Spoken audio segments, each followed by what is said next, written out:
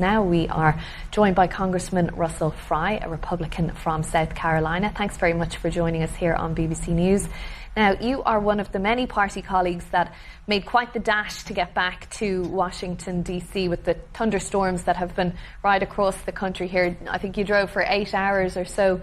Is everybody back to vote? It seems they're looking at the latest tally. There are 4 still outstanding on the last vote. I think most have made it into Washington, and if there are a few outstanding individuals, they're certainly on their way. But certainly the weather was a big culprit, if you will, on getting members of Congress back to Washington, D.C., and we saw that play out today. Now, to ultimately pass this bill, you can only afford to lose 3 members. So will everyone be there on time? I think so. I think in the end, I mean, this week is a pivotal week. Obviously, the House led first, passed our version, it passed the Senate just a few days ago, and so it's back to us. People understand the moment that we're in. They understand why the electorate voted the way that they did. These are things that 90%, 80% of the American people agree with. They don't want to see their taxes raised by the end of the year if we do nothing. They don't want an unsecure border. They don't want America to lag the rest of the world on energy independence and the production of energy. And so a lot of the provisions of the bill accomplish that, everything that we ran on. And so people understand the moment. They're just trying to get here so that we can vote on it. Do you think that people voted, though, for millions of their fellow Americans to be removed from that welfare program, from Medicaid? I was just looking at a letter in your own state from around 50 organizations there who had written to your senators saying that in South Carolina alone, 1.2 million people were at risk of losing their benefits.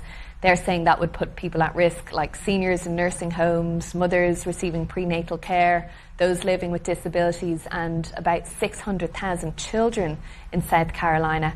Can you guarantee that all of those will be okay? Well, the purpose of Medicaid, when it was originally created, was to help single mothers, people with disabilities. That was the original intent. What this legislation does is that if you are an able-bodied adult, you need to work if you're going to receive these benefits. People agree with this, that if you're going to receive help from the government, and we've always been a very generous nation, that you also have an obligation to work to either in community service or a job. And so there are going to be people who don't want to work, and they're going to be removed from the rolls. There's also people who are ineligible from the program to begin with, that are ineligible under the Democrats' own standards that they set up, that will be removed. Joe Biden kept them on the program. These people have no business being on Medicaid and never were supposed to be on Medicaid by the own standards that they have. And so this bill synthesizes that. It removes the waste, fraud, and abuse within Medicaid. There's a lot more that you could go after, but it's a good start to get the program back to its original intent, which is to help single mothers, people with disabilities. That was what the country decided on when they passed Medicaid and they created Medicaid. Let's get back to that and stop. You're satisfied, though, that nobody, I mean, you can safely say, can you, that nobody in South Carolina will lose the Medicaid who deserves it? I'm saying that if people are ineligible to be on the program, that they're going to be removed. If they're not working and they're required to work and they're able-bodied, they should be working. They're going to be removed. So there will be people who are removed. But that is exactly what we're trying to do. We're trying to protect the program for the most vulnerable, not set up a free station where people can sit at home, play video games, and continue to milk the federal government and the taxpayers of resources that are better used on the most vulnerable in our country. Okay, well, if you're talking about resources, those 50 organizations in South Carolina have also calculated that at least 5 hospitals in rural South Carolina will be closed as a result of the cuts in this bill. Can you stand over that?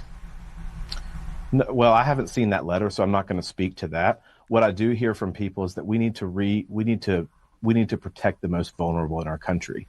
And so people are certainly able to go and get a job. They're certainly able to continue on those programs. But it's up to the individual person to do that. This is about personal responsibility and restoring fidelity back into a program that so sorely needs it. Every organization also points out, these same hospital groups, points out that there is an element of fraud and abuse within the system. And that's exactly what this bill is designed to do, which is to root that out and make sure that we are protecting the most vulnerable in our society and not propping up somebody who doesn't want to get a job.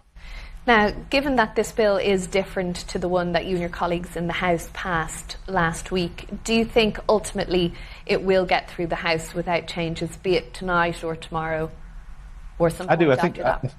I think the final product will get there. I think the president certainly is weighing in. I think members want to deliver these wins. No one wants to see their taxes dramatically increase at a time when we can't afford it.